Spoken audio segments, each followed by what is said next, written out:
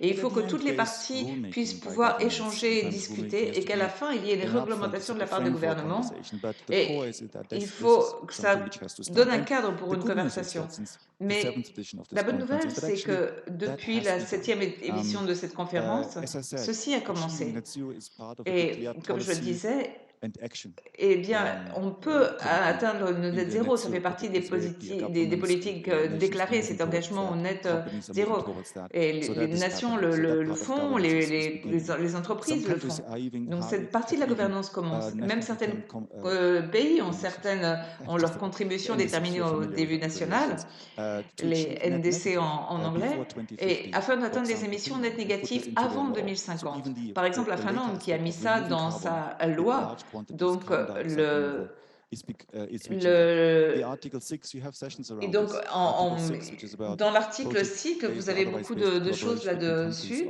sur on les removals, collaborations entre among les other things, différents has asked pays for sur methodologies. les A long way éliminations. of saying that basically Et il y a governance des on carbon méthodologies dioxide pour cela. removal has Et donc, happening. And this la event is about gouvernance sur how does l'élimination these du techniques, CO2 these technologies and est en techniques train de se relate to faire. Et ces the techniques, ces development, technologies just transition, sont energy, the various liées things à Patrick une has juste scrapped in red. transition énergétique, au développement et à This event différentes is about choses sharing that. So it's part contribution of this governance around l'Afrique est that. confrontée. In order to do Et so, we donc, have the vice chair of afin IPCC, de Thelma faire Cruz ceci, nous from avons Brazil, who's la unfortunately vice-présidente du GIEC, not Thelma possible to Kroop join us du in person Brésil, in qui the ne end. peut malheureusement We pas will être have a avec nous recording of hers, aujourd'hui en which is personne, giving us the mais nous science allons voir une background, présentation a bit qu'elle a more depth to what enregistrée I said et qui before va nous in donner terms of where we son stand, point de vue followed scientifique by et plus en interventions of profondeur donc James sur ce Mwangi, sujet. Et ensuite, nous aurons les Sila interventions from de James Senegal, Mwandi et Cheikh and Silla others, du and Sénégal. yourself, sharing what Et the vous-même, current state bien of thinking sûr, is around Jean-Paul, carbon qui dioxide vont removal in the nous context of partager leurs development idées in sur Africa. l'élimination du And with this, CO2 dans le I will contexte du move développement en ahead Afrique. and Et donc, ask my je colleague to share vais the donc demander presentation by maintenant à mes Thelma Kroop, collègues please. de partager la présentation de Thelma Kroos.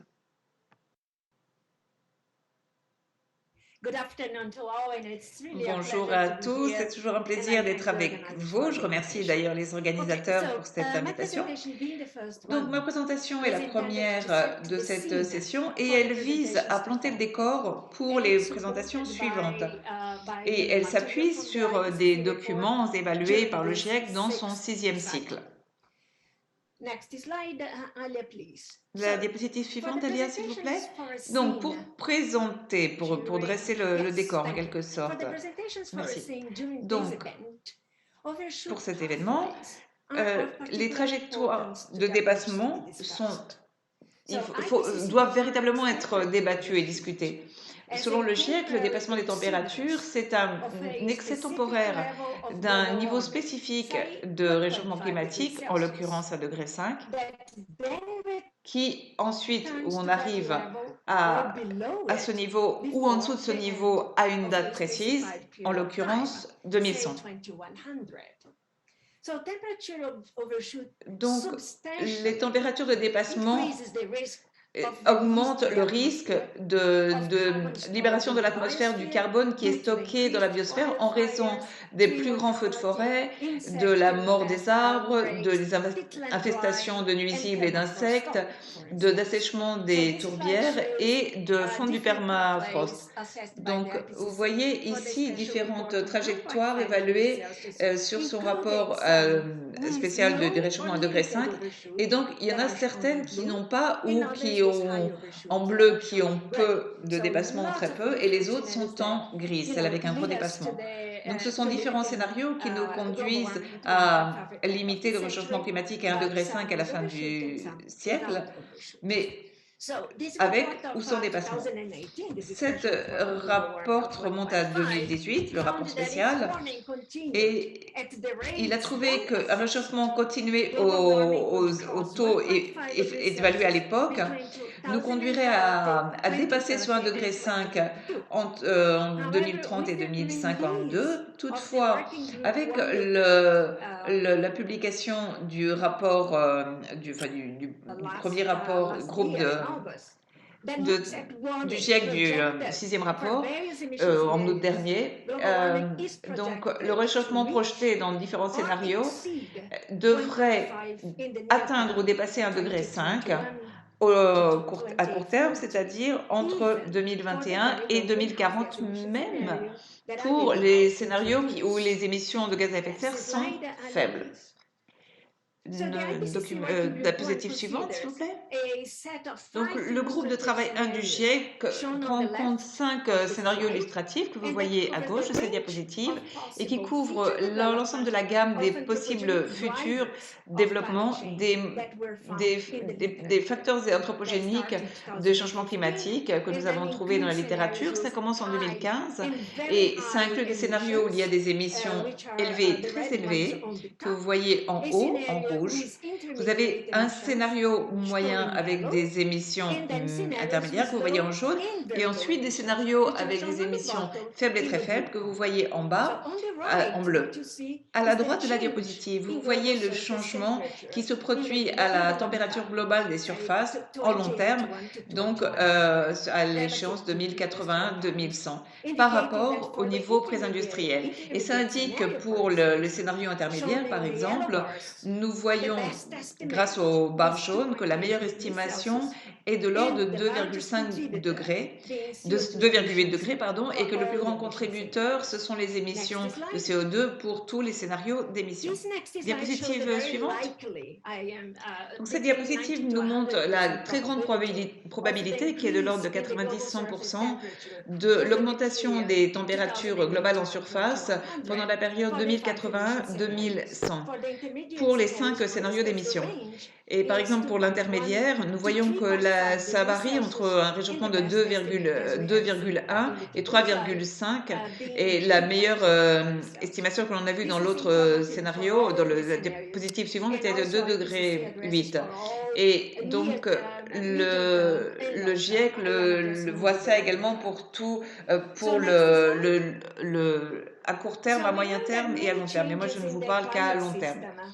Et donc, il y a beaucoup de changements dans le changement climatique. On sait que beaucoup de changements viennent de plus en plus grands. Je ne sais pas si c'est la bonne diapositive. Est-ce que vous pouvez me montrer la suivante ? Oui, puis on reviendra sur l'autre après. Donc, de nombreux changements dans le système climatique sont plus importants et c'est en relation directe avec l'augmentation du réchauffement climatique.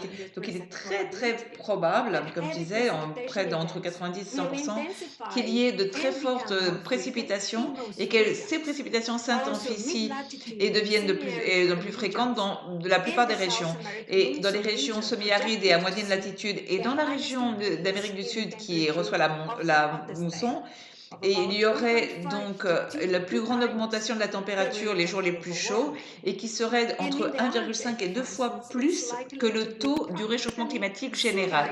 Et dans l'Arctique, eh bien, il est très probable qu'elle soit pratiquement n'ait pas de glace en septembre au moins une fois avant 2005, et ceci, c'est selon les 5 scénarios qui ont été envisagés. La diapositive précédente, s'il vous plaît.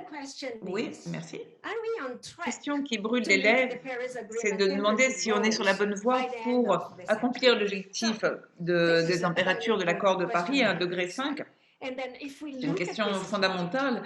Si vous voyez cette diapositive, vous voyez en rouge les émissions de gaz à effet de serre prévues qui s'inscrivent dans les politiques qui ont été mises en œuvre jusqu'à la fin de 2020 et avec cette extension de niveau comparable d'émissions jusqu'en 2030. En bleu clair que vous voyez tout en bas, c'est au contraire associé avec des trajectoires qui limitent le réchauffement à 1,5 degré avec sans dépassement ou avec un dépassement très faible, c'est-à-dire un dépassement très faible, c'est 0,1 au-dessus des 1,5 degré. Et donc de prendre des actions immédiates en 2020. Donc, sans le renforcement de ces politiques, au-delà de celles et plus ambitieuses que celles qui ont été implantées jusqu'en 2020, les émissions de gaz à effet de serre devraient augmenter jusqu'à 2025 et nous conduire à un réchauffement médium de 3,2 à la fin du siècle. D'où le fait que nous ne sommes véritablement pas sur la bonne voie pour faire ça. Donc, le rapport du troisième groupe de travail a dit que qui est publié le mois dernier, dit que si le réchauffement climatique excède temporairement 1,5 degré, alors de nombreux systèmes humains et naturels vont être face à des risques très importants et supplémentaires par rapport au fait qu'il serait de rester en dessous de 1,5 degré. Et en fonction de l'ampleur et de la durée de ce dépassement, certains impacts pourraient entraîner avoir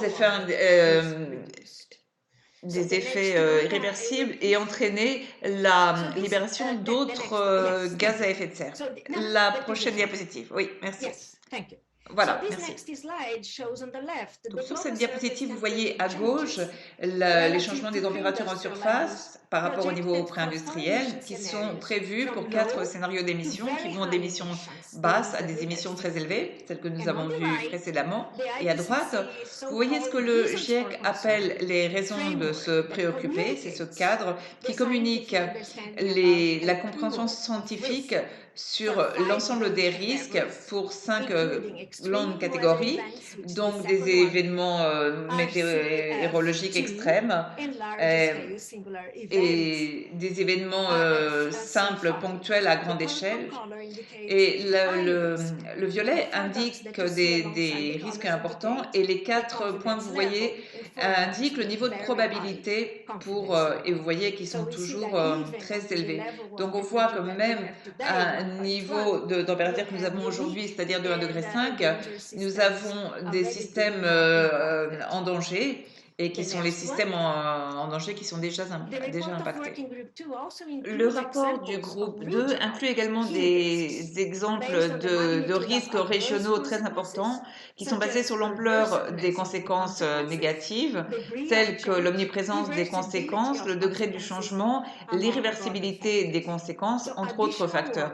Donc, un réchauffement supplémentaire au-dessus de 1,5 degré pendant une période de dépassement au cours de ce siècle se traduirait par des impacts irréversibles sur certains écosystèmes qui sont peu résilients, comme les zones polaires, les montagnes et les écosystèmes des côtiers, qui seraient impactés par la fonte de la calotte glaciaire et par l'accélération du niveau de la mer. La prochaine, s'il vous plaît.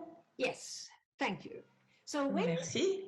Donc, lorsque j'ai donné une définition du dépassement au début de ma présentation, j'ai dit qu'un excès temporaire des températures provisoires devrait revenir à ce niveau ou en dessous d'un niveau donné au bout d'une certaine période. Donc, afin de réussir à ceci, l'élimination du dioxyde de carbone, l'EDC, des options de décès, serait nécessaire pour réduire la concentration de CO2 dans l'atmosphère afin de faire redescendre les températures.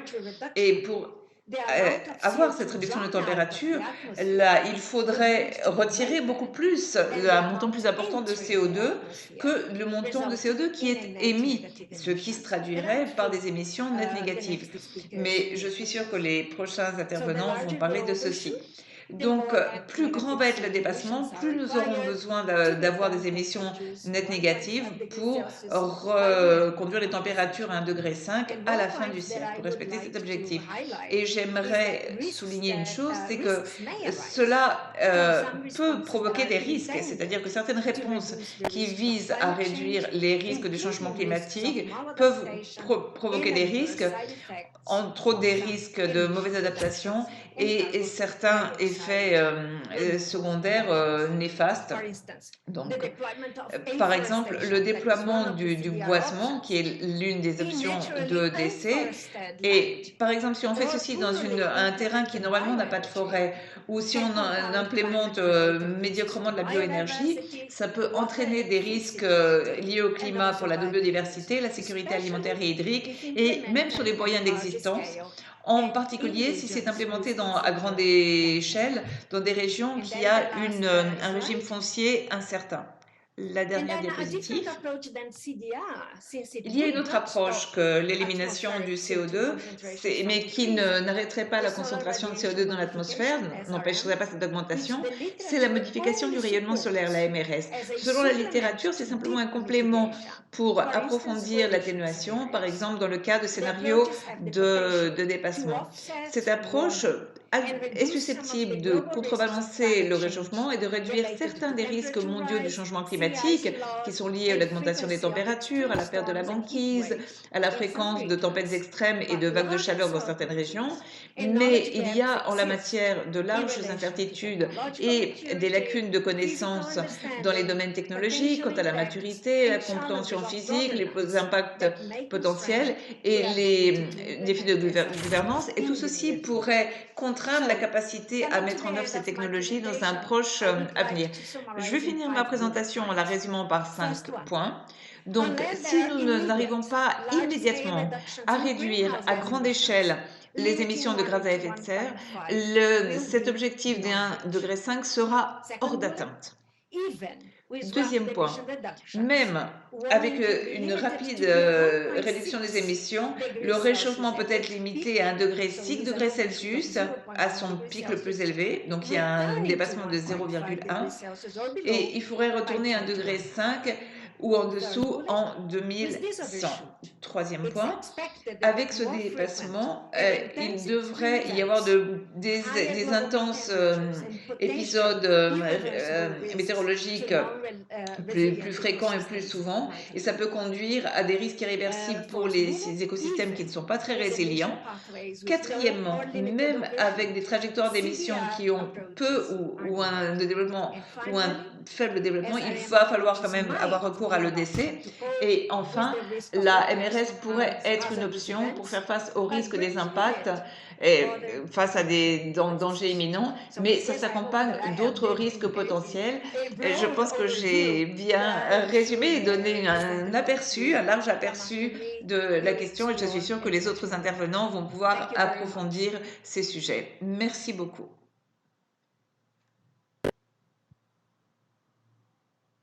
Okay, let me say thank you to Thelma, even though she's not present. Je voudrais remercier for this Thelma, introduction. même si elle n'est pas With présente, no pour further cette ado, first of all, introduction et our colleague présentation. from the Je African voudrais Union, voir si Commissioner notre Suma, collègue is de here. l'Union, She's de going to Commission join de soon. l'Union africaine I'm not n'est too là, sure. donc elle n'est pas encore là. J'espère qu'elle va bientôt nous circumstances. rejoindre. So I would suggest that we move right away to Mais the les next presenter. circonstances sont ce qu'elles sont. Donc je voudrais passer maintenant à His name is James James Mwangi. Some of you may know him. Mwangwi. He's the founder of the Climate Action Certains le Platform connaissent for peut-être. Africa Il est le and the fondateur de la executive plateforme director of the Dalberg de Group, l'action climatique pour global l'Afrique et collective le of directeur impact-driven exécutif du businesses Dalberg Group, that are un working to ensemble build a more d'entreprises inclusive and qui sustainable world. s'attachent James à has construire un monde spearheading and plus working a lot inclusif et plus in the durable. space of Et il est un how fer de lance can en la CDR matière. offer Il travaille opportunities for beaucoup sustainable pour growth voir and comment development in l'EDC peut Africa. offrir des James opportunités was de with us on développement a very durable good internet et de la connection, croissance en but I think Afrique. that died down to him. Il But I avait think he une très connected bonne via connexion phone without Internet mistaking. qui So, est tombée. James, Je thanks pense qu'il va for se joining us. connecter via son Over to you. téléphone. James, merci d'être avec nous. C'est à vous.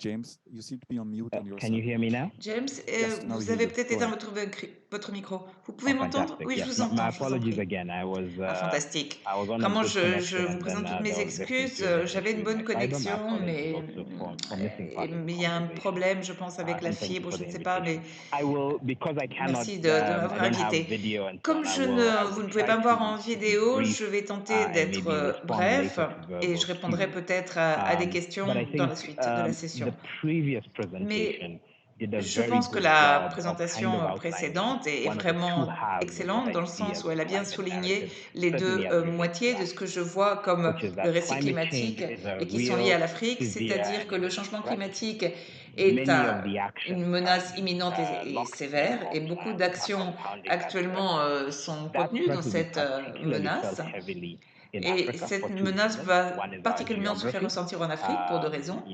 La première, c'est notre géographie, comme nous avons entendu avant, et c'est là où nous allons sentir les plus gros effets. Mais deuxièmement, il y a la démographie, et souvent c'est passé sous silence. Pourquoi? Parce que si le changement climatique, c'est un crime qui se passe de génération en génération, eh bien là où nous allons avoir l'épicentre de ce crime, et il est déjà ressenti, c'est sur le plus jeune continent de la planète, car on a la plus grande concentration de jeunesse et la plus faible concentration de personnes déjà plus âgées. D'où le défi. Donc la première moitié de ce changement climatique est vraiment demande des actions immédiates parce qu'elle est urgente et gênante et pressante.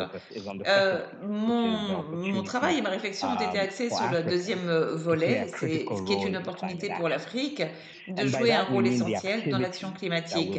Et ça veut dire que les activités et les changements, certains qui ont été évoqués donc, dans la présentation de Thelma, seraient nécessaires pour éviter les pires désastres pour l'humanité. Et c'est environ la question de réduire et d'éviter les émissions et d'augmenter et de protéger les ressources naturelles existantes. Et enfin, d'une façon, si on arrive véritablement, si on a cet dépassement, à investir dans l'élimination du CO2 et la protection des ressources. Ces activités vont être de plus en plus importantes. Il est clair que certaines n'ont pas encore un clair modèle commercial et donc il faut faire une étude de rentabilité. Mais il faut également voir, et ça c'est vrai que beaucoup l'ont déjà et beaucoup l'auront à l'avenir, au fur et à mesure que les défis et les résultats qui ont été évoqués seront plus clairs. Donc moi, je suis entrée dans cette conversation depuis l'angle de la création des emplois. Et depuis plus de 20 ans, chez Dalberg, je m'attelle vraiment à la façon de favoriser l'emploi des jeunes en Afrique, que ce soit via des investissements dans le secteur privé ou en créant plus de compétences et en ayant des politiques qui font croître certains secteurs d'activité. Sorry, my apologies. Can you hear me? Vous m'entendez? Ah oui, oui, nous vous entendons. Je vous prie de m'excuser.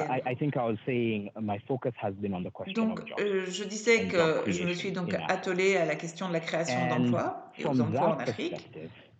Et depuis ce point de vue, nous avançons que l'Afrique a trois atouts qui lui donnent un clair avantage compétitif lorsqu'il s'agit des besoins du changement climatique. Donc ces trois atouts sont premièrement une main-d'œuvre qui grandit de plus en plus. On parle d'ailleurs soit d'évidence démographique ou de bombe démographique lorsqu'on parle du climat. Nous avons également beaucoup de terres et des ressources naturelles. Et enfin, nous avons de grandes dotations de potentielles énergies renouvelables qui sont jusqu'alors inexploitées. Et également, c'est très important, nous n'avons pas beaucoup d'infrastructures qui émettent beaucoup de carbone. Et ça nous ouvre trois trajectoires pour le continent. Le premier, c'est de veiller à ce que l'Afrique soit verte depuis le début. Pas simplement parce que, bien sûr, c'est notre obligation envers les autres, et aussi, bien que nous soyons les premiers bénéficiaires de ce ralentissement du changement climatique, mais aussi parce que ça ouvre un espace économique et dans lequel, pour le moment, on n'a pas intégré le bond en avant technologique. Donc, il faut veiller à ce que la consommation et la production des industries donc en Afrique ait intégré les technologies modernes les plus durables. Et donc, c'est avoir maximisé le pourcentage des énergies renouvelables. Et je sais que des personnes diront que est-ce qu'on va avoir des 100% renouvelables ou avoir un petit peu de gaz, etc. Mais je pense que vraiment, il est essentiel de dire que nous sommes très loin d'avoir le sentiment d'avoir atteint un plafond en termes d'énergie renouvelable. Et nous devrions atteindre ce plafond le plus vite possible. Ça, c'est la première chose. Il faut également repenser à la façon dont on construit nos villes, comment on se transporte. Pour vous donner une idée, souvent dans les conversations que l'on a en Afrique, elles commencent en disant que nous sommes le continent qui contribue le moins aux émissions. C'est de l'ordre entre 3 et 6% des émissions mondiales en fonction de la façon dont on considère les effets qui sont liés à l'utilisation des sols. Et c'est vrai. Mais d'ici à 2050, si on continue avec le statu quo, avec notre augmentation de la population et de notre économie, si on prend ceci en compte, donc d'ici à 2050, selon certaines hypothèses qui prend en compte l'agrandissement de notre population et de l'économie, l'Afrique émettrait 12 milliards de tonnes de CO2 par an, si on continue avec le status quo. Et comme je disais avant, le monde ne peut pas assumer ça, et le premier endroit qui serait touché par le changement climatique, les conséquences seraient l'Afrique. Donc, il faut être, comme je le disais tout à l'heure, vert depuis le début. C'est valable pour nos systèmes énergétiques, nos systèmes de construction. Et il faut donc une construction verte dès le départ, d'une façon concurrentielle, qui a également des avantages et des bénéfices sur le climat. La deuxième opportunité, c'est produire pour le monde. Et là, j'avance l'argument que comme l'Afrique a le plus faible niveau à ce jour d'intensité de carbone, si on peut maintenir ceci en ajoutant des énergies et des capacités productives, ça devient un véritable avantage concurrentiel dans un large secteur d'activité. Et donc, l'Afrique, pour le moment, on dirait que ce serait la destination dont on émet le moins. Et ce seraient les secteurs qui iront, par exemple, avec l'hydrogène vert, qui offre un grand ensemble d'opportunités, mais également des facteurs qui sont plus denses en énergie et qui pourraient utiliser nos ressources renouvelables et inexploitées jusqu'à présent. Et la troisième question, c'est la question de l'élimination du carbone et de la restauration du climat, que ça se fasse via la protection et l'augmentation des puits de carbone naturels en Afrique, l'augmentation de leur capacité à travers des activités comme le déploiement de biochar ou d'autres solutions hybrides, ou le déploiement de certains de nos énergies renouvelables, d'autres ressources naturelles, telles que nos passages géothermaux qui sont dans le rift est-africain, qui est l'endroit où on pourrait justement avoir de l'élimination du CO2 à grande échelle. Mais bien sûr que l'Afrique ne va pas faire ceci gratuitement. Et bien sûr, il y a des domaines où de nouvelles activités devront être payées et où elles seront le mieux faites, c'est en Afrique. Et l'Afrique devrait être dans la concurrence, dans la compétition. Et bien sûr, il y a de nombreux endroits sur le continent où on va pouvoir avoir ce saut technologique dans les technologies vertes, et il va falloir repenser comment on positionne l'Afrique comme une destination de production souhaitable en raison de notre exploitation globale et parce qu'on a une faible empreinte carbone, et également de voir comment on va capturer de la valeur grâce à nos puits de carbone, que ce soit avec le système actuel de marché de carbone ou d'autres mécanismes, pour que l'Afrique pèse dans la balance de ce marché du carbone et soit reconnue pour ceci et reçoive une motivation, une incitation. Et ça devrait faire passer l'Afrique d'une malheureuse victime climatique à devenir l'avant-garde climatique. Et pour changer le fait que notre génération, nos jeunes générations qui sont actuellement souvent sans espoir, voient qu'ils ont une mission, qu'ils ont une destination, qu'ils ont un rôle essentiel à jouer dans le rôle, non seulement pour que l'Afrique passe à être un continent de revenus moyens, voire hauts, mais également pour faire grandir l'économie verte dans le monde et jouer vraiment un rôle. Donc, je vais m'arrêter sur ces 3 points. On n'a pas le temps dans cette conversation d'en dire vraiment plus. Et vous pouvez en trouver plus d'informations sur la page web de sur notre plateforme d'action climatique pour l'Afrique. Thank you, James.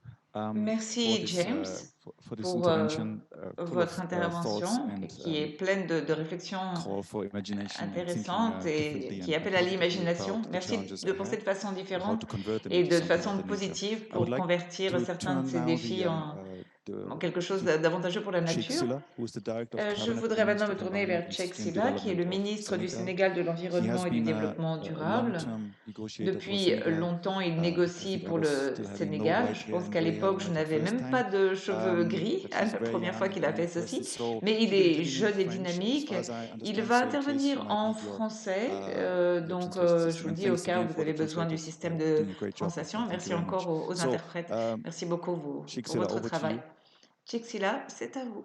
Thank you very much, Kai. Merci Good morning beaucoup, or good afternoon, Kai. Gloria, Bonjour world, à tout le and monde it's my pleasure et dans le to monde entier. Et je suis très and heureux thank you d'être for inviting me. maintenant avec I vous. will Merci de m'avoir address first invité. of all in French Je and vais after in parler English. en français et ensuite en We anglais. have conducted two Nous avons kind of conduit deux studies in sortes Africa. One d'études en Afrique. in L'une September en 2020, septembre and 2020. I will highlight Et je the vais possible element souligner for les possibles resolution. éléments pour And la this résolution. on the Et, geoengineering that we et wanted c'est to sur address donc la to géoingénierie. INEA Et nous voulions 5.2, également en but parler lors de la 5e Assemblée des Nations that Unies sur was not l'environnement, l'annuaire 5.2, successful. mais nous And n'avons we pas had véritablement also pu le another faire. Et nous avons African également un workshop autre in Nairobi atelier in africain à 13-14 Nairobi. Nous avons eu, January pardon, les 13 et 14 janvier 2022 2022, to prepare the afin de African Ministerial préparer Conference on la conférence des Environment ministres with africains regard sur to l'environnement geoengineering. en ce qui est lié à la I will come back géoingénierie. later on this Et je during the reviendrai second meeting. là-dessus après, Now I pendant la speak in présentation. French Donc maintenant, je for m'exprime je the m'exprime en element français possible pour for resolution. les éléments qui sont possibles pour la Là, résolution. c'est à terme et aujourd'hui cité comme une alternative pour lutter contre le réchauffement climatique.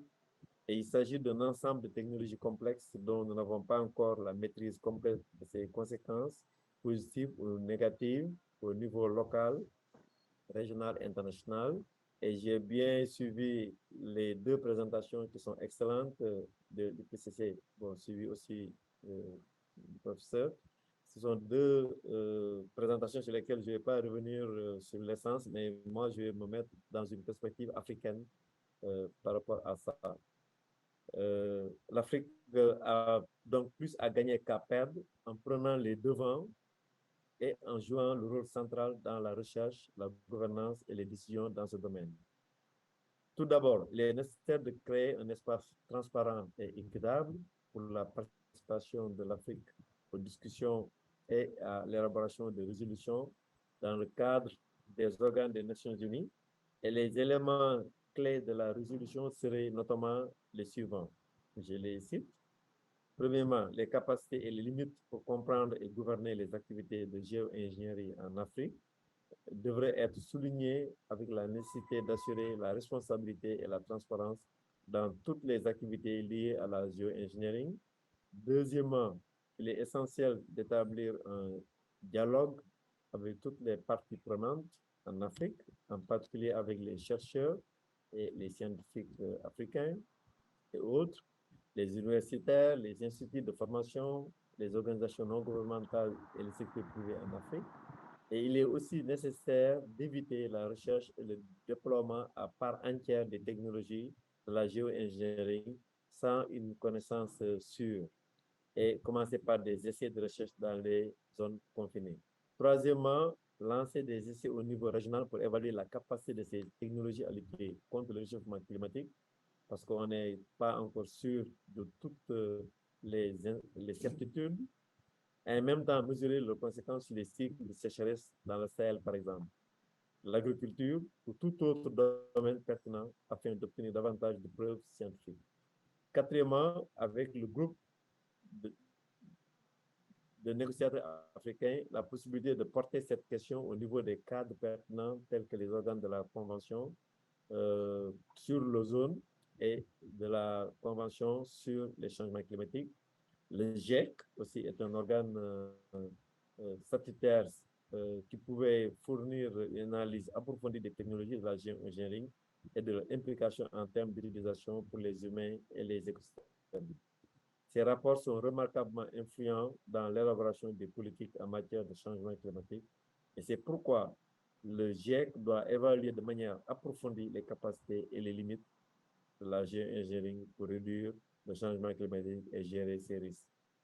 Enfin, on devait soumettre à l'UNEA la possibilité de mettre en place un comité intergouvernemental de négociation pour prendre une décision finale sur la CTM.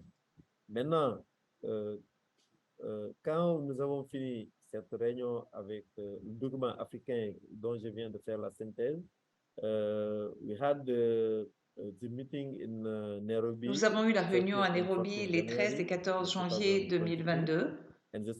Et le résumé des messages principaux et des points à souligner, c'est que le groupe des négociateurs sur le changement climatique en Afrique s'est exprimé dans ces formats à Nairobi en janvier, donc pour commencer à créer une sensibilisation sur les risques, les impacts, les opportunités et les autres conséquences pour l'Afrique des technologies de géo-ingénierie. Dans la discussion, il a particulièrement été dit que tout d'abord, l'Afrique est profondément concernée sur le fait que le niveau actuel des ambitions mondiales sont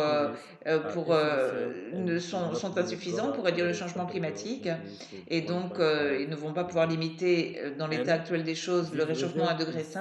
Ça se traduit dans des impacts graves sur le continent africain qui est déjà extrêmement vulnérable et qui a la plus faible capacité à s'adapter aux impacts climatiques. Ensuite, l'impact potentiel de l'EDC et de la MRS va ajouter un fardeau supplémentaire sur les épaules du continent qui connaît déjà le changement climatique et ses impacts.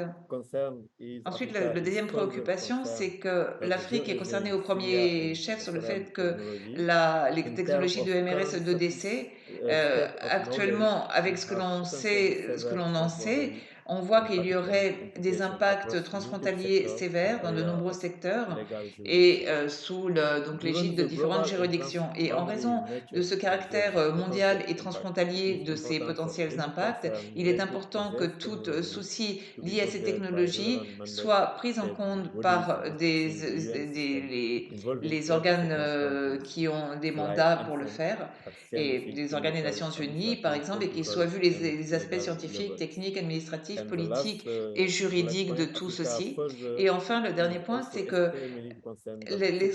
l'Afrique est également très préoccupée par la question du financement de ces expériences, avec des réponses qui sont surtout faites dans des pays développés, mais que le résultat, c'est que les pays se dérobent à leurs obligations à l'égard de la Convention cadre des Nations Unies sur les changements climatiques pour mettre en œuvre les programmes et les politiques de financement, et que donc il faut qu'il y ait des mesures sur la réduction des gaz à effet de serre, et il faut construire une résilience et une capacité d'adaptation, particulièrement dans les pays en développement. Il y a également deux autres points importants à souligner. Et l'Afrique est soucieuse du fait que l'accent sur la négociation d'un système de gouvernance pour les technologies émergentes de MRS et de DC va prendre du temps. Et donc, ensuite, on pourra développer une volonté politique et des ressources qui viennent de l'obligation des gouvernements.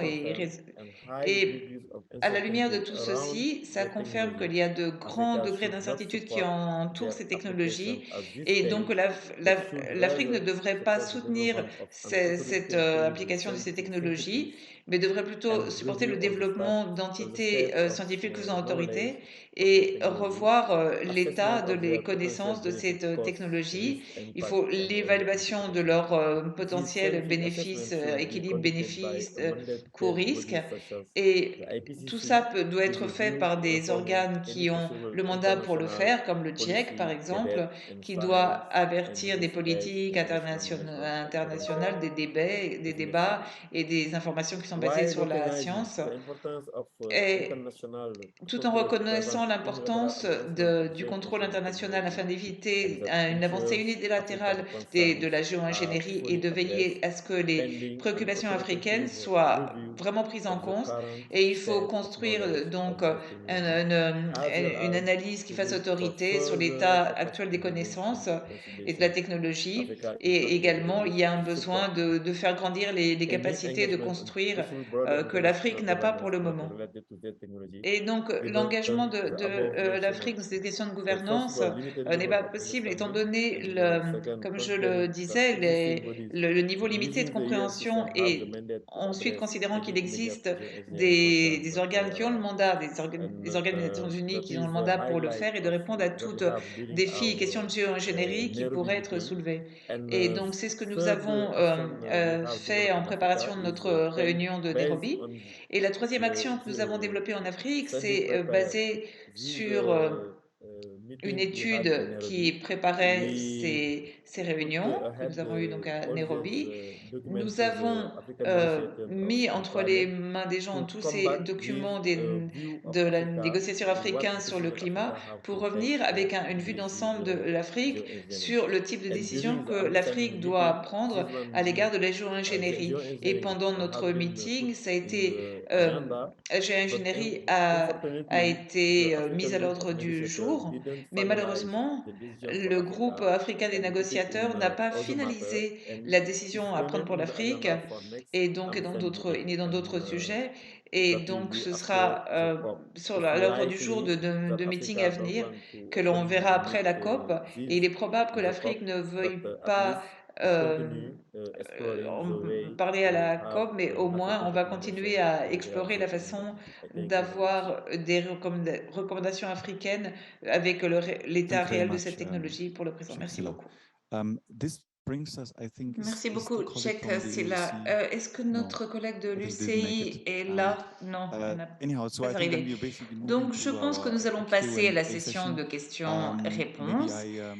I'm not so sure about Je ne sais pas the si on va people who are pouvoir coming from the prendre internet, how des we questions de will find personnes qui out nous whether there regardent are sur questions. But Internet, maybe on va first in the voir. room, any Mais questions peut-être you d'abord have, vous demander des comments questions aux for the personnes de matter, it's a l'assistance. conversation, C'est so une conversation ouverte.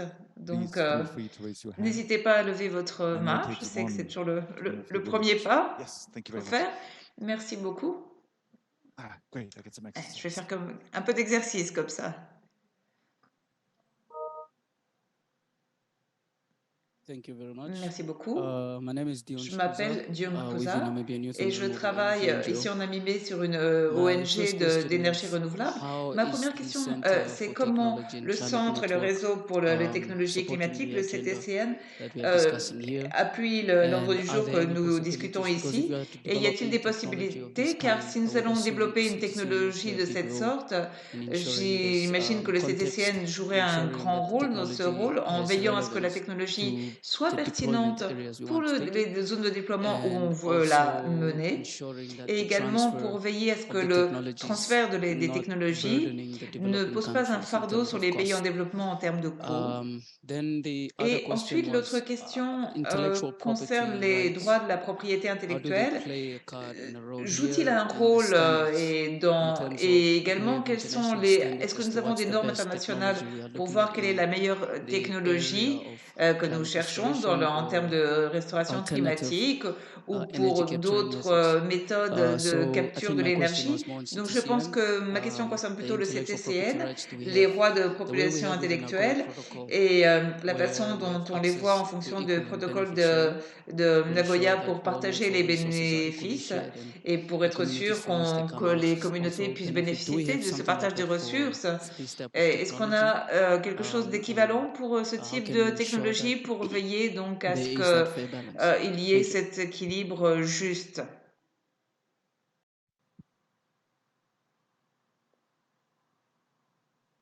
Merci beaucoup. Je m'appelle Hadouyu et je suis de la Commission US pour l'Afrique. Et je dois dire que je ne savais pas de quoi on allait parler aujourd'hui, mais je ne regrette pas d'être venu, car les systèmes de gouvernance, c'est quelque chose que nous devons comprendre de façon à pouvoir aller de l'avant. Et je suis ici heureux d'entendre les participations, et en particulier James Manley, qui nous parle des opportunités dans l'Afrique et de notre région. Et il a parlé d'une chose très intéressante, de la construction verte, qui a des bénéfices également pour le climat. Je ne sais pas s'il est encore en ligne, et pour pouvoir y répondre, ou si quelqu'un peut y répondre dans la pièce, quand il parle de technologie verte et de la construction green, c'est quoi exactement? C'est des buildings écologiques verts, ou alors ce sont un modeling architectural qui est conforme à l'agenda du changement climatique? Et puis, j'aimerais savoir quels sont les systèmes de l'agenda du système de gouvernance à la COP 27, car il faut que l'on comprenne comment on peut en faire intégrer ceci dans nos actions. Et je pense que ça peut être inspiré par la première présentatrice que je vais vous dire. L'Afrique, en Afrique, nous n'avons pas été très impliqués, mais grâce à Dieu, nous faisons des progrès et nous avons maintenant le chapitre 9 du rapport du GIEC qui a été consacré à l'Afrique.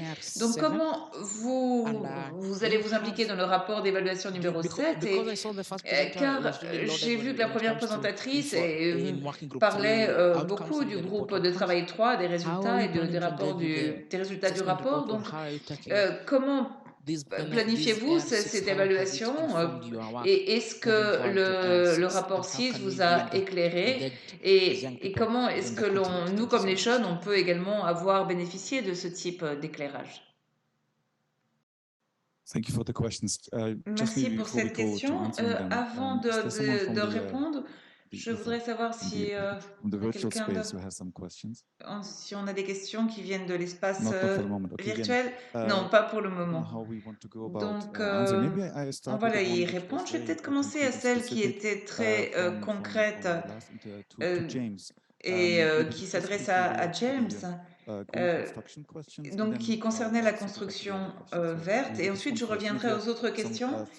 Mais si vous avez des réflexions qui sont liées aux deux autres, vous pouvez en profiter pendant que vous avez le micro qui circule.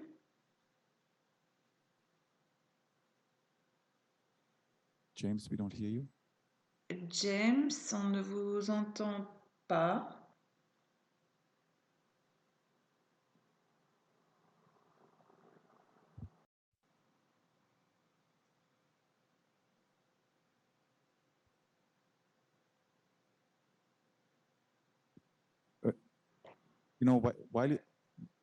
Is it okay? Ça va? Hello. Ah oui, bonjour. J'essayais de remettre mon micro, mais j'avais du mal à le faire. Sorry to come in. Je vous en prie. Yes, please go ahead. So, Non, the question about allez-y. La question concernait la construction verte. Qu'entendez-vous par construction verte? I think there's a couple of different pathways to green. Je pense qu'il y a différentes trajectoires vers la construction verte. La première, c'est qu'on peut regarder les matériaux qu'on va utiliser. Si on est d'accord sur le fait, et c'est un fait sous-jacent, mais qui est très important pour moi depuis que je l'ai découvert, c'est que d'ici à 2050, 40% des constructions mondiales, 40% va se faire en Afrique à l'horizon 2050. Dans les années 90, lorsque l'on parlait des années l'avenir des villes, on regardait des endroits comme Chicago et on regardait comment elles évoluaient. Mais en réalité, l'avenir des villes a été fondé et tracé par des endroits comme Shanghai, Mumbai et Singapour. Et je pense que de la même façon, aujourd'hui, on regarde à l'Est lorsque l'on pense à l'avenir des villes, mais beaucoup de nouveaux développements urbains vont avoir lieu en Afrique et il va y avoir cette évolution en Afrique. Donc, sachant ceci, les aspects de la construction des villes vont être difficiles. Il va être difficile d'avoir une transition, car on va avoir besoin de grandes quantités de ciment et d'acier. Donc, l'une des trajectoires, c'est de repenser à l'intensité du carbone et au rôle de la carbone dans ces domaines. Par exemple, pour le ciment, on pourrait penser à avoir des façons de capturer les émissions à partir de la production massive du ciment dès le début. Et il y a une technologie qui le permet. Et il est très important de voir comment on peut utiliser le béton pour séquestrer le dioxyde de carbone. Donc, on utilise actuellement notre environnement construit pour séquestrer le carbone. Et les nouvelles technologies vont permettre de faire passer cette construction concrète qui émet beaucoup à peut-être être neutre en carbone, voire négatif. De la même façon, il y a la question de voir des matériaux que l'on va utiliser, d'autres matériaux. Et par exemple, il y a des technologies qui utilisent le bois lamellé croisé. Et si on a une chaîne d'approvisionnement durable pour ce bois, on va pouvoir remplacer les matériaux qu'on utilise. Et ce bois va permettre de séquestrer de façon permanente ce carbone, car le bois qui n'est pas usé et qui brûle dégage d'une combinaison de gaz à effet de serre et de méthane dans l'air. Donc, si on utilise des techniques modernes à grande échelle dans notre environnement construit, où ce carbone va être stocké pendant des décennies, voire des siècles, il y a beaucoup de recherche et développement dans ce sens qui regardent ce que une nouvelle technologie nous pourrait nous permettre de faire avec du bois laminé croisé pour les constructions et voir tout ce que ça implique. Donc, pour notre défi, c'est d'ouvrir notre esprit et pas simplement copier les designs qui ont eu des sens dans d'autres régions il y a déjà des décennies, mais plutôt de revenir à ce que l'on utilisait il y a longtemps en Afrique, mais bien sûr en modernisant pour que notre construction émette le moins de carbone possible, voire soit négative. Et je pense que on a identifié entre 10 et 15 gigatonnes qui seraient d'addition supplémentaire. C'est pour la construction en Afrique, mais si on a ce pivot vers des technologies neutres ou négatives en carbone, par exemple avec le bois, on pourrait même avoir 5 gigatonnes négatives de carbone avec la construction africaine. Si la croissance des cités africaines ne va pas aggraver le problème, mais au contraire peut le réduire. C'est pas facile, c'est possible simplement sur le plan théologique, mais les techniques et les technologies sont là et pourraient être déployées dans un grand large d'environnement sur tout le Thank you, continent. James. Then maybe, Merci, James. Sila, do you have any reactions to the question about, Sila, est-ce que vous aimeriez réagir sur la question des personnes qui doit développer ces techniques? Ah, il n'est plus avec nous. Ah, eh bien, je n'ai plus d'autre choix que d'y répondre, enfin que nous y répondions tous les deux. Jean-Paul, vous allez m'aider, s'il vous plaît, parce que vous connaissez beaucoup mieux ce continent que moi. Donc, sur la question de savoir qui développe ces technologies, je pense que c'est compliqué d'y répondre parce qu'il y a un grand développement de ces techniques et technologies qui peuvent éliminer du CO2. Et on parle d'un panier de technologies et peuvent être très différentes. Et sur quel type de propriété intellectuelle y a-t-il? Je ne sais pas, il y a des solutions fondées sur la nature, d'autres qui sont fondées sur les océans. Donc la réponse n'est pas très claire. Deuxièmement, je ne sais pas exactement, vous faisiez référence au CTCN. Oui, c'était une émanation de la Convention 4 des Nations Unies sur les changements climatiques. C'est un mandat qui a été donné pour collaborer sur les technologies. D'après ce que je comprends, ils ont décidé sur le fait qu'ils vont développer un courant de travail sur l'élimination du CO2, mais je ne sais pas spécifiquement, je ne sais pas exactement quels sont les détails. Vous pouvez regarder sur leur site. Il y a 2 ans et demi, ils disaient qu'ils n'allaient pas le faire, mais finalement, la science nous dit que l'état dans lequel nous sommes doit faire que nous ayons cette ambition. Et je voulais réagir à la question que vous avez posée sur le 7e rapport d'évaluation du GIEC. Certains gouvernements ont fait des tentatives et c'est pas simplement sur la question de voir comment la modification du rayon solaire peut être ou ne pas être un moyen d'atténuer ou de travailler, mais il y a ce que j'appelle le risque résiduel de l'augmentation des températures et ça dépend de la durée et la durée va dépendre de notre capacité à mettre en œuvre des mesures de réduction des émissions. Et lorsque donc l'on voit le rapport du GIEC, le rapport spécial ou le rapport, le 6e rapport ou un atelier qui vont faire de travail, d'après moi, il n'y a rien qui n'a été pour le moment officiellement décidé. Donc, le 7e cycle va prendre du temps. Mais par exemple, si vous pouvez parler à Roberto Schaeffer, vous pouvez regarder d'ailleurs son interview sur C2G Talk. Il a mené le débat sur la façon de trouver les trajectoires et il a été très clair sur le fait et il a répondu que le 6e rapport d'évaluation a été le dernier rapport d'évaluation qui avait encore des trajectoires de réchauffement à 1,5 degré basées sur des scénarios. Il a dit que le prochain cycle inclura certainement la modification du rayonnement solaire afin d'arriver à ce dépassement de 1,5 degré, mais il ne peut pas dire exactement comment. Et donc, si on voit évidemment où on en est actuellement, on va voir si il va être impossible maintenant de ne pas avoir cette conversation vu l'état donc des choses. Et la recherche et la science ont produit assez de données au GIEC. Vous savez que le GIEC ne fait pas de recherche directement, mais il y a assez d'informations et donc ça se ferait un chemin, mais ça dépend des gouvernements, de leur courage, de leur préparation, de leur volonté à changer le GIEC, de regarder plus en profondeur ces sujets à la lumière de ce vers quoi nous nous acheminons. Et donc, Jean-Paul, est-ce que vous avez quelques pensées à ajouter? Merci et merci Kai pour tes très bonnes réponses à ces questions. Je vais approcher ça d'un angle un petit peu différent qui est celui de l'angle économique et en rebondissant sur l'intervention de James, car si l'on regarde l'élimination du CO2 dans le contexte africain, il est clair que l'Afrique actuellement est le continent qui contribue le moins, l'acteur qui contribue le moins aux émissions à l'échelle mondiale.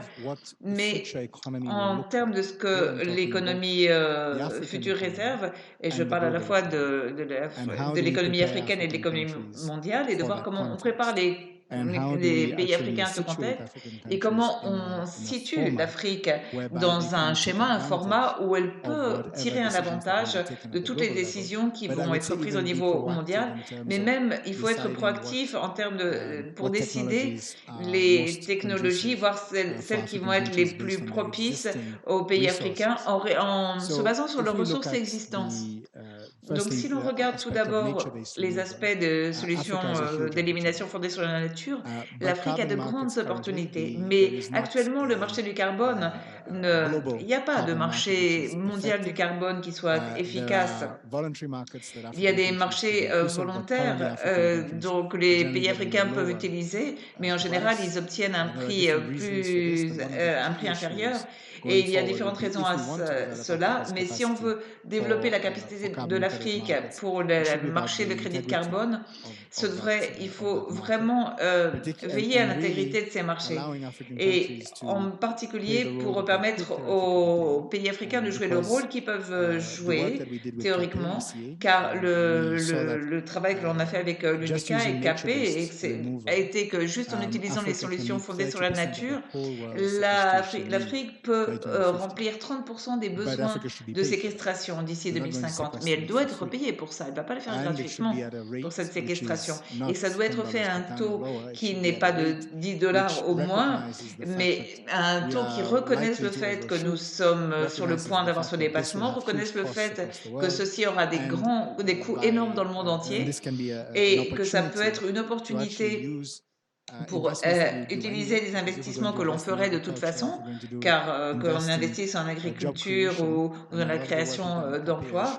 Et il y a un lien direct, c'est-à-dire que si on investit dans les bons secteurs, on aura un bon retour sur investissement et on pourra en plus avoir des crédits carbone.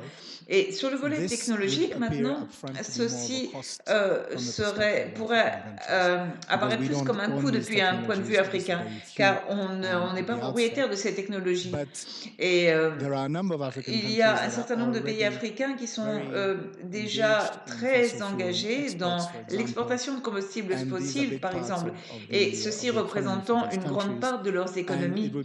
Et donc, ce serait essentiel, si on parle au plan de transition écologique juste, de voir que ces pays puissent intégrer les technologies qu'elles veulent utiliser. Ce n'est pas uniquement de la réduction des émissions, mais c'est également veiller à ce que il faut voir que la priorité sur l'agenda, c'est de donner accès à l'électricité. Mais en connectant les personnes à l'électricité, on peut veiller à ce que les pays africains utilisent les mécanismes les plus efficaces. Donc, je pense que des éléments comme la modification du rayonnement solaire et des technologies similaires peuvent ne pas être la première priorité pour l'Afrique, mais il est essentiel que les pays africains soient dans une position qui leur permette d'en apprendre sur ces technologies et de voir si elles peuvent avoir un lien avec leur propre trajectoire en termes d'investissement dans la production d'énergie, de décarbonisation. Et il faut qu'elles puissent voir clairement, demander quel type de technologie elles vont pouvoir utiliser et le mettre dans un contexte d'efficacité pour l'économie d'une façon générale. Donc, je pense que l'argument économique en faveur de l'élimination du carbone pour l'Afrique est plutôt évident, mais il y a d'autres technologies avec les bons marchés, par exemple, à travers la zone de libre-échange africaine, on pourrait établir des mécanismes d'échange des crédits carbone dans le continent, et même il y a des solutions technologiques qui pourraient devenir viables et qui pourraient être motivées financièrement. Peut-être pas autant la modification du rayonnement solaire, mais ce qui concerne la mise en place de technologies qui existent déjà dans nos pays. Et je vais m'arrêter là. Very much. Yeah. Questions? Merci beaucoup. Oui, il y a une question. Thank you. So thank you very much. Merci, Kai, merci thanks beaucoup, also to Kai, et à tous les presenters intervenants. and to JP for the point that is bringing into Et conversation. pour avoir, et à Jean-Paul, pour For me, avoir donc sort of, introduit tous ces really points dans la getting discussion. Et involved in pour moi, thinking je about suis assez carbon capture impliquée storage dans and la use réflexion sur technologies. la capture et le Back in capture et 2019, le stockage Kai, du after you carbone. introduced this En topic 2019, Kai, vous en avez parlé lors d'une conférence. Et tout de suite après, nous avons eu le sommet de Nairobi. Et puis ensuite, nous sommes allés à la COP de Madrid. Et l'une des choses qui m'a frappée à Madrid, c'était qu'il y avait déjà plusieurs panels annuels qui discutaient de cette question, de cette capture du carbone. Et dans l'un des panels, j'ai appris qu'en 2019, il y avait déjà des milliers de milliards investis dans le développement de technologies, mais également dans le déploiement de technologies, en plus de la monnaie qui était déjà versée dans la capture du carbone fondée sur la nature, ce qui prolonge d'ailleurs les initiatives REDD+. Mais depuis 2019, c'est-à-dire il y a environ 4 ans, le 6e rapport d'évaluation du GIEC a été publié depuis, et ce rapport indique une augmentation dramatique des concentrations de carbone dans l'atmosphère, en particulier même avec une plus grande augmentation suite au Covid, avec la reprise des économies post-Covid. Et ça pose la question de ces milliers de milliards de dollars qui sont investis depuis 2019, ou depuis même avant 2019, et est-ce qu'on comprend les impacts de ces technologies indépendamment des économies qui investissent dans la capture de carbone? Et la deuxième question, c'est, je pense que pour moi, le débat continue depuis le sommet de Nairobi, et qu'il y a le souci d'efficacité et des possibles conséquences de certaines de ces technologies en termes qui modifieraient le climat en quelque sorte. Et il y a un grand souci en Afrique qui concerne le fait que nous n'avons pas les politiques et l'environnement juridique pour réglementer l'adoption et le déploiement de ces technologies. Et également, deuxièmement, c'est qu'on n'a pas les capacités technologiques pour pouvoir détecter les impacts potentiels de ces technologies sur le système climatique mondial, mais aussi sur notre propre système climatique. Et je n'ai pas vu d'ailleurs de preuves actuellement sur ces soucis politiques. Donc, notre position initiale en 2019, c'était de dire qu'on ne pouvait pas ignorer le fait qu'il y avait un grand développement qui était en train de se faire, mais on a besoin d'informer les gouvernements africains sur la réponse politique à apporter, des réponses appropriées. Donc, s'il y a une opportunité économique, il faut voir comment on va veiller à ce que ce soit réparti de façon équitable et que la capture du carbone ne devient pas l'une autre de ces technologies qui marginalisent encore plus le continent. Merci. Jean-Paul, vous allez peut-être pouvoir réagir, mais je vais répondre depuis la perspective historique. Ce que vous avez dit est exactement ce qui motive notre mission. Notre mission n'est pas de donner systématiquement des réponses, mais il faut dire que ces questions ont besoin de réponses, car le GIEC et la science sont très clairs sur le fait que nous devons éliminer le carbone qui a été émis auparavant de l'atmosphère. Donc, les conversations sur les profits ont été faites et voir où ils vont. Si nous mettons en œuvre certaines activités à l'échelle locale, quels sont les effets secondaires, les risques, les impacts, etc. Comment on intègre cela dans le fameux prix du carbone quand on le vend, on l'échange, etc. Et c'est ce que nous appelons le besoin de gouvernance. Et donc, pour parler de l'EDC, c'est quelque chose qui, depuis notre initiative, nous avons donné l'opportunité d'en débattre. Et également, il y a un certain niveau de rejet à s'engager dans cette conversation, car mes cheveux blancs viennent du fait que ça fait 30 ans que je suis dans ce domaine. Et à l'époque, quand j'ai commencé, on se demandait si on allait ajouter certaines éoliennes ou de l'énergie hydroélectrique sur certains réseaux de pays développés et voir comment était le leadership de ceci. Et 30 ans plus tard, je me retrouve à parler de la probabilité à dépasser ou pas ces 1,5 degré. Et 1,5 degré, c'est déjà reconnaître que l'on condamne, et vous êtes bien placé pour le savoir, que l'on condamne des personnes à la migration, à des morts et avoir des moyens d'existence extrêmement difficiles. Donc, ce n'est pas un commentaire comme ça en disant qu'on va avoir 1,6 degré. Mais il faut vraiment, il faut comprendre ce risque de dépassement.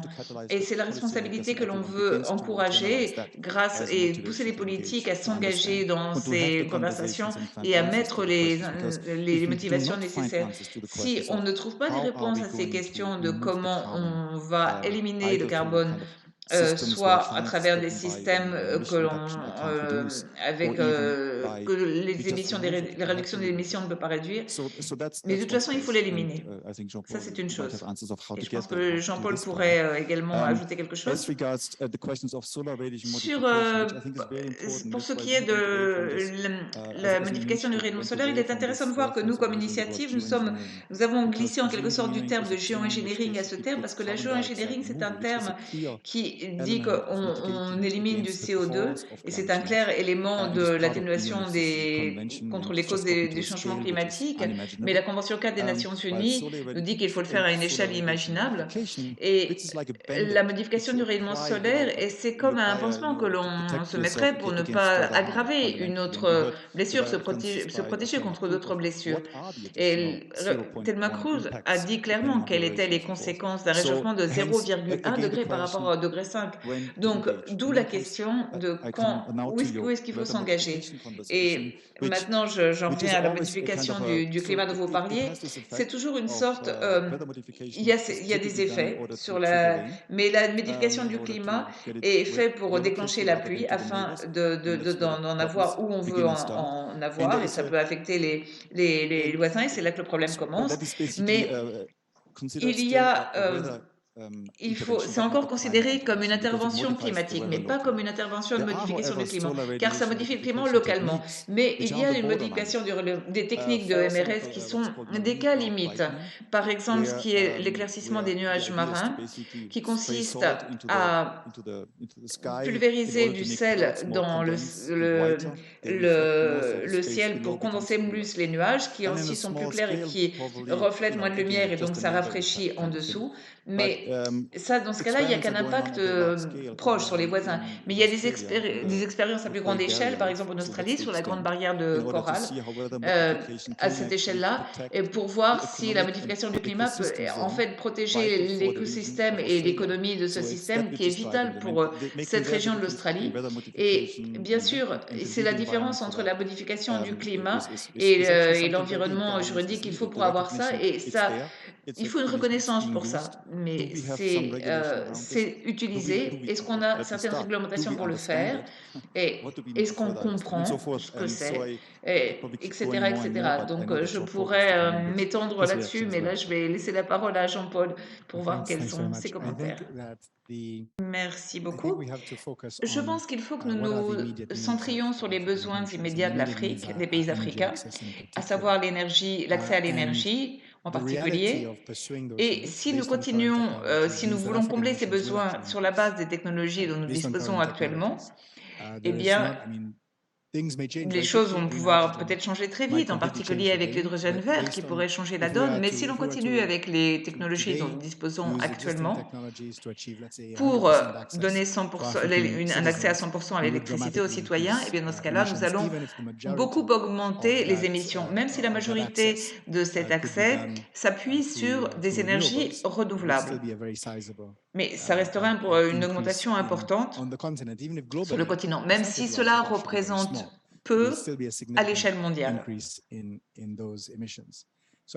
Donc, je pense qu'en termes de sélection technologique, il faut que les pays africains planifient la transformation ou la transition énergétique que nous voulons voir sur le continent. Et ça veut dire que, par exemple, en termes d'émissions, il faut voir ce que ça va impliquer, il faut falloir gérer ceci. La plus grande partie des contributions déterminées au niveau national, faites par les pays africains, et bien dans ces contributions, on dit en général qu'il faut X montant d'investissement pour être capable d'investir dans les énergies renouvelables. Il n'y a pas nécessairement... Bon, bien sûr, les contributions peuvent varier de l'une à l'autre, mais est-ce qu'on a vraiment lié les ambitions que nous avons pour nos économies avec les plans d'atténuation ou d'adaptation que nous avons? Et je pense qu'il faut vraiment se centrer sur le fait d'avoir un plan de transformation économique qui inclut une compréhension de la façon dont ces contributions peuvent permettre de remplir les engagements qui ont été pris en vertu de l'accord de Paris.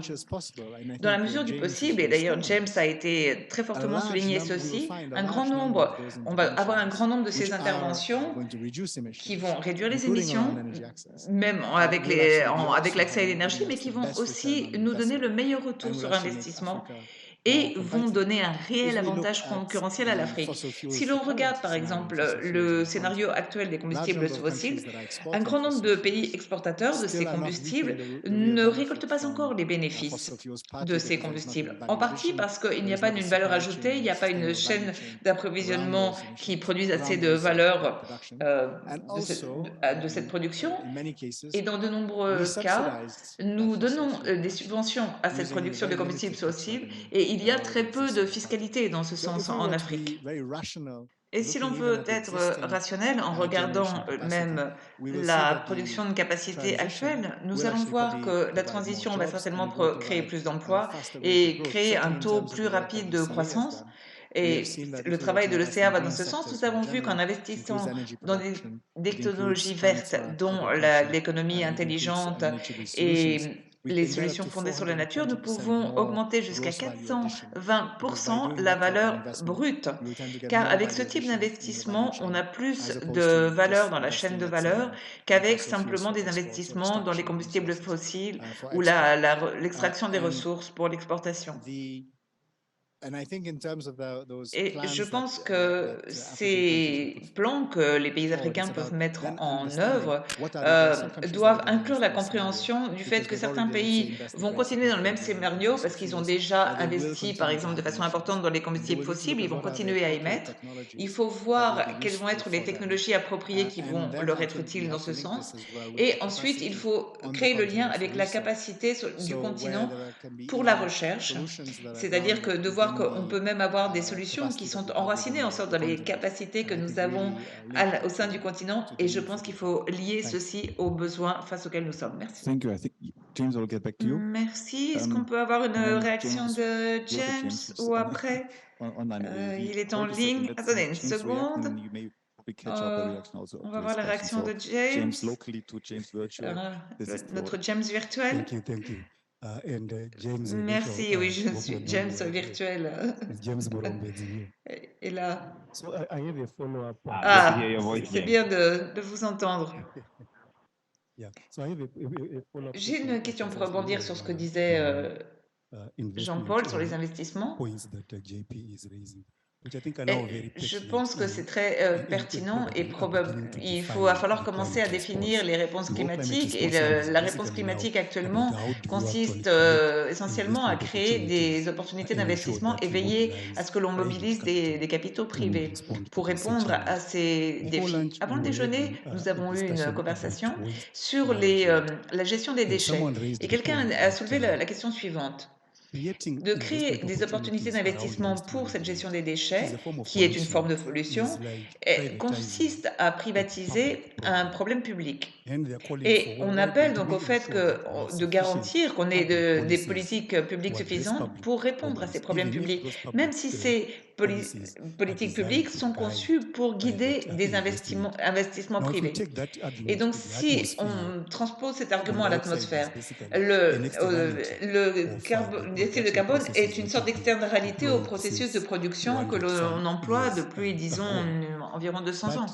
the polluter Mais pays principle les pollueurs has payent basically been principalement, abandoned in et favor ça a of été everyone has a contribution abandonné to make. So all of our nationally determined finalement contre contributions tout le also monde. are about Donc to nos ultimately contributions au niveau national perhaps also devraient inclure mobilize ceci, our own et on resources to devrait respond mobiliser to nos the propres challenge. ressources So pour faire this, face à this, ce this is a défi real actuel. contradiction C'est une grande because I contradiction, think car je technologies pense now que les also make it technologies possible to rendent possible identify the d'identifier sources of les sources de pollution. pollution, And could we not, et on instead of pourrait, au thinking lieu of de penser à extraction des technologies technologies as a form of d'extraction, qui est investment, comme une forme we not actually d'investissement, look on those pourrait lier as to the costs that ceci are aux being costes qui externalized sont by the externalisés producers of par carbon les producteurs de and actually carbone, getting them et to les invest in pousser à removing investir that dans carbon, than l'élimination de ce carbone, et creating an donc de opportunity créer une for new opportunité pour de investors nouveaux to come and investisseurs qui extract. pourraient ainsi In other words, should extraire. public En d'autres policies mots, est-ce que really be les designed politiques towards publiques sont creating vraiment a conçues new pour destination créer for capital une to nouvelle invest in? destination pour And les should we not capitaux, actually ou est-ce qu'on create doit or vraiment develop créer public ou développer policies des which politiques publiques internalize qui the cost of internalisent le reducing coût de la carbon réduction du carbone currently, but also actuellement, mais historically? aussi sur le plan historique? James, James Mwangi, if Mwangi, you want to react, and then avez-vous I une have a question réaction? in the back, Et ensuite, je prends and une question que j'ai vue au I fond, might comment, and then Jean-Paul can wrap et up. nous pourrions Because I think intervenir. we're running towards the end of the. Maybe first James, and then D'abord, I can James, ask a Can you question. hear me? vous m'entendez? Can you hear me? Oui, oui, Yes, go ahead. ça va. So I Et je actually think, pense James, that vraiment we're actually que very well aligned because tout I ceci, agree very much with je suis there d'accord has to avec be ceci. polluter pay. C'est-à-dire qu'à l'avenir, But la personne polluter qui paye pay doit does not mean payer. polluter Mais le clean. fait que le It pollueur means paye ne veut pas that dire the qu'il polluter provides nettoie. Ça veut dire a good qu'il apporte une grande économie.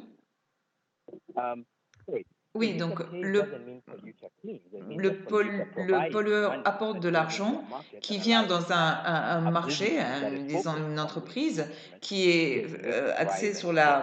And I think what la we're gestion des déchets à saying grande échelle. Et is that je pense firstly, qu'il if we are to faut, see a si on real veut market vraiment for voir carbon un vrai removal, marché it pour would l'élimination have du to come carbone, from in ça doit some way venir charging en quelque carbon sorte du fait de emissions. faire payer les émissions de carbone. That's the logical C'est place that this l'endroit is going. logique où tout The ceci doit future aller à of our l'avenir well-functioning d'un carbon marché market du carbone qui is those fonctionnerait who bien, emit c'est-à-dire que will ceux qui pay émettent and those who vont remove payer will be et ceux paid qui from éliminent the vont value être payés generated. par Where les crédits investors financiers que come ça in génère. is Et donc investing in the capacity. les Just as investisseurs today, qui you investissent dans can cette get capacité private equity peuvent money avoir de to set up a l'argent qui waste vient de management capitaux company, privés pour installer a private waste management une company, or entreprise an de gestion industrial des cleanup déchets quelque part ou une company entreprise somewhere. de The nettoyage investment industriel. is in building the Et donc cet capacity investissement that va will leur then be permettre paid de créer for les by the polluter. installations ad hoc. Today, polluter Mais pays means nothing ça ne veut because rien dire even que if le they give pollueur away paye, money, what does it really car mean for the il damages faut already happened? qu'il paye pour des If we dommages qui ont can get déjà these été faits. technologies to the point where the damage Et donc, can il be faudrait qu'on ait des partially undone, technologies it allows qui nous for a permettent de ne viable finalement pas marketplace. avoir And it's a market where it's pollution. potentially, Et because donc, c'est Africa is so little un emitting marché clean, qui est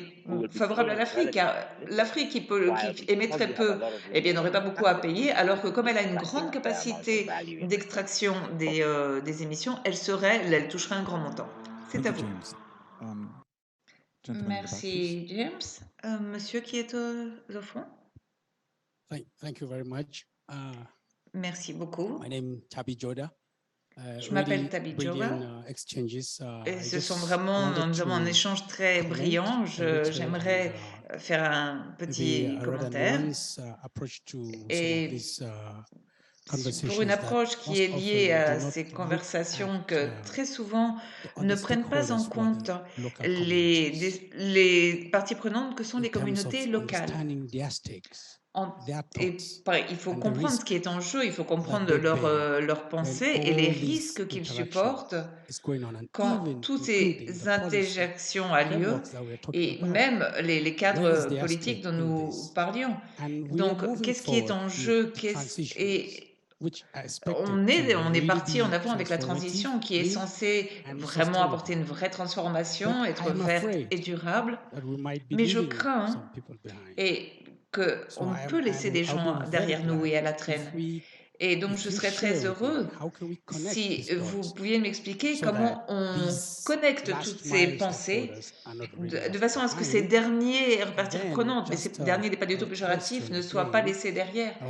Et une autre question que j'aimerais poser à mon cher ami James, est à savoir que il y a une conversation en cours sur les énergies renouvelables à Are tout va, en we quelque sorte. really taking into consideration Est-ce que nous prenons amount véritablement en of land compte degradation le montant de that is dégradation involved des terres que cela peut in the impliquer, sourcing, qui va être impliqué dans le exploitation? sourçage I don't know if that word de is the cette right word, but exploitation? Je ne absence sais of pas a proper quel word, serait le mot correct, exploitation as a collection of mais these finalement je parle d'exploitation, resources, c'est-à-dire primary de resources. pouvoir collecter How ces much ressources primaires, emissions ces matières premières.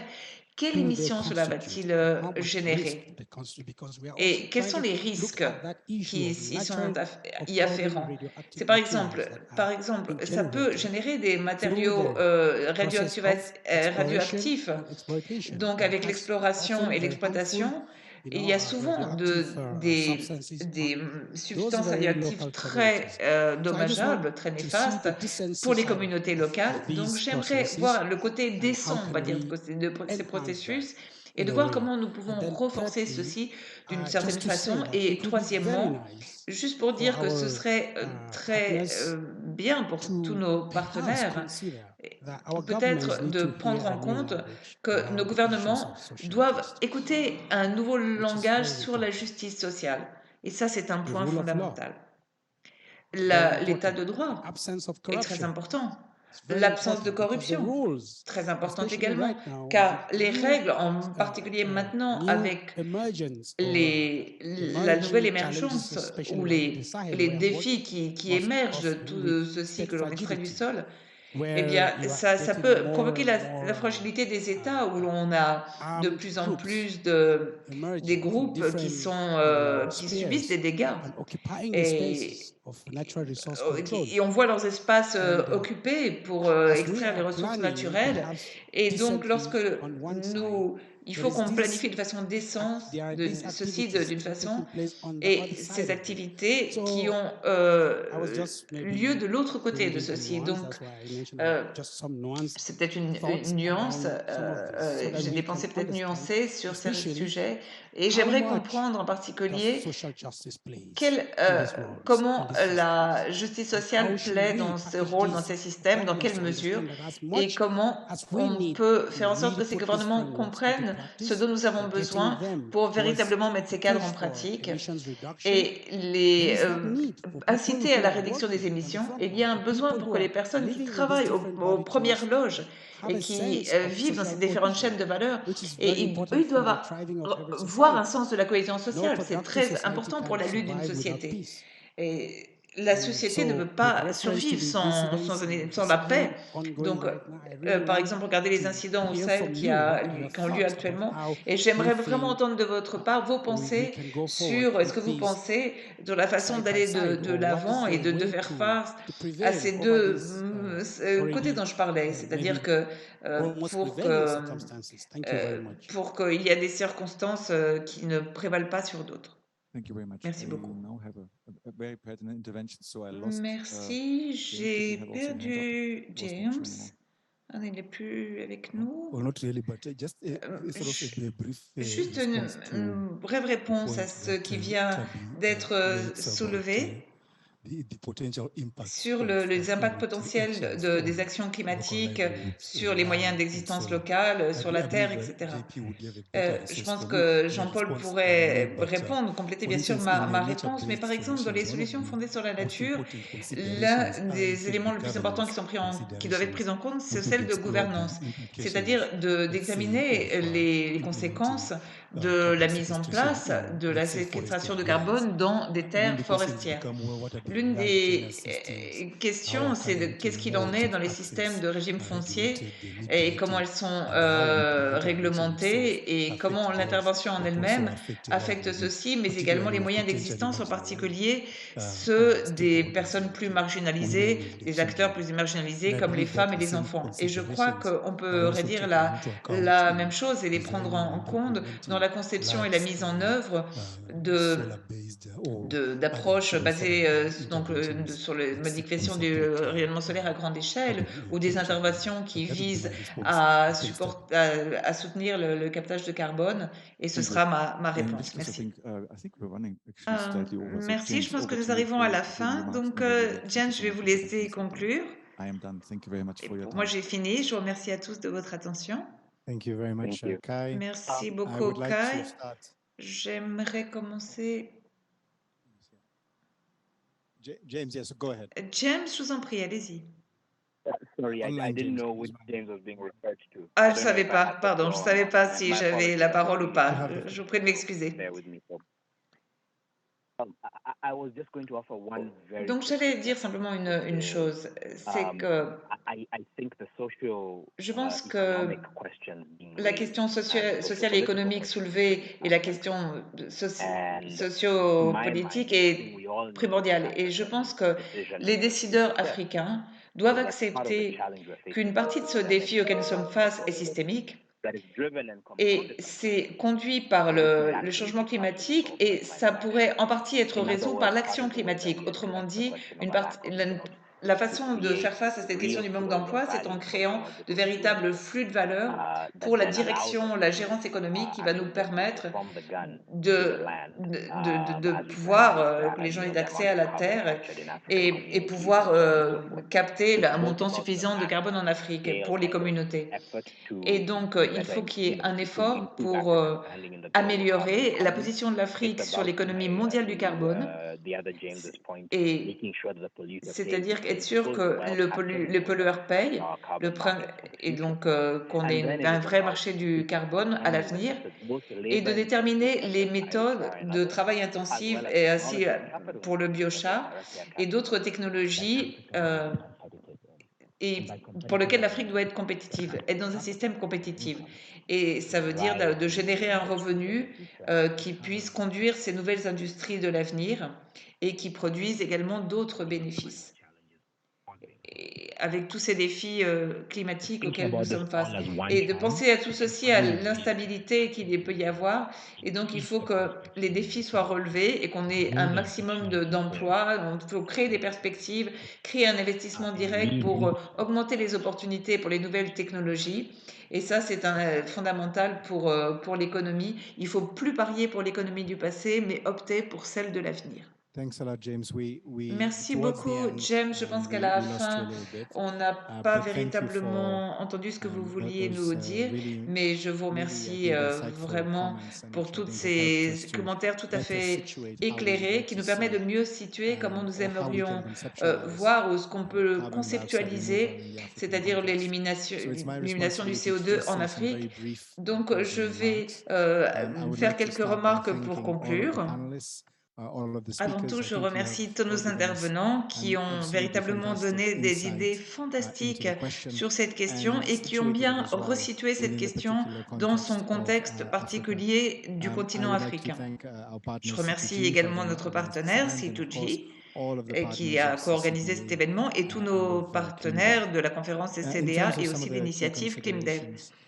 Donc, pour les idées principales que je dégage, c'est que premièrement, on voit pour la COP27, on va aller vers une négociation où les pays qui ont le plus contribué au changement climatique vont certainement être réfractaires à mettre plus de ressources sur la table ou même à encourager des ambitions plus grandes. C'est potentiellement désastreux pour la planète et particulièrement désastreux pour l'Afrique, qui est le continent peut-être le plus touché par le changement climatique et même en termes de réchauffement, car qui n'est pas uniforme, car dans certaines parties du continent, on voit déjà des augmentations des températures d'1 degré et même dans certains endroits de l'ordre de 1,8. Donc l'impact et la capacité de réponse à ces changements en Afrique sont très importants.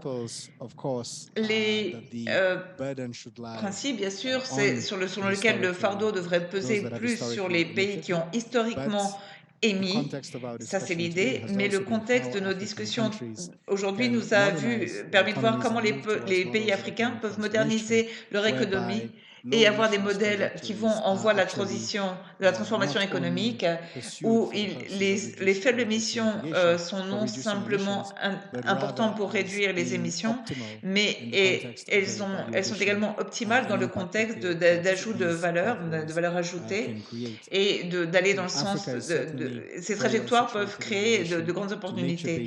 Et l'Afrique est certainement très bien située en ce qui concerne les stratégies d'élimination fondées sur la nature, et pour les stratégie technologique, il est très important de créer une vraie compréhension sur le continent et que soient déployés les bons efforts pour investir dans la recherche, une recherche qui soit compatible avec le continent africain et de prendre en compte des cadres qui incluent par exemple le cadre de crédit carbone qui peuvent motiver davantage l'action vers de faibles émissions et les trajectoires de développement. Nous avons remarqué les défis relatifs pour que ces actions soient intégrées en Afrique. C'est difficile encore parce qu'il y a pour l'instant un manque de capacité et un manque d'investissement, en particulier sur le volet technologique. Donc pour conclure, j'aimerais prendre en compte l'élimination du CO2, ces stratégies d'élimination, peut-être à travers 3 niveaux. Le premier est le niveau mondial, qui est situé au sein de la COP27 et de la Convention cadre des Nations Unies sur les changements climatiques, où l'objectif doit être la réduction incessante des émissions, et en particulier sur le fait qu'on ne dépasse pas l'objectif de température en raison des conséquences terribles que ça entraînerait. Il faut que l'Afrique fasse fortement entendre sa voix pour que ceci soit atteint, et également mettre le fait sur que c'est les pays qui ont été les plus contribuer à cet impact qui doivent contribuer le plus. Et il faut également reconnaître que si on dépasse, l'impact et l'effet se fera le plus sentir en Afrique. D'où l'importance d'avoir des stratégies mises en place afin de veiller à s'inscrire dans les objectifs de température. Deuxièmement, je vais parler de l'opportunité du point de vue régional. Donc, certaines personnes ont parlé des questions de gouvernance. Il y a une opportunité via, par exemple, des mécanismes développés par l'Union africaine ou à travers la mise en place de la zone de libre-échange africaine qui peuvent nous permettre de motiver des développements à faible empreinte carbone et par exemple de ne plus faire de subventions des combustibles fossiles et aussi de placer l'Afrique très clairement dans le contexte de l'élimination du CO2 et aussi de pouvoir monétiser cette élimination du CO2. Et troisièmement, au niveau national, où les pays sont encouragés non simplement via l'INDC, mais également dans le cadre de la COP27, il va y avoir des actions à l'égard de plateformes de transition énergétique juste, où les pays peuvent examiner leurs besoins d'industrialisation et leurs besoins d'accès à l'énergie et regarder les technologies les plus appropriées qui pourraient être nécessaires dans ce contexte de leur développement, ce qui leur permettrait tout d'abord et surtout d'atteindre leur but de développement et de le faire d'une façon et dans un format qui s'inscrivent dans les objectifs que nous nous sommes tous fixés dans le cadre de l'accord de Paris. Donc, merci beaucoup à nouveau. Kai, vous avez été un modérateur fantastique et je remercie à tous les participants.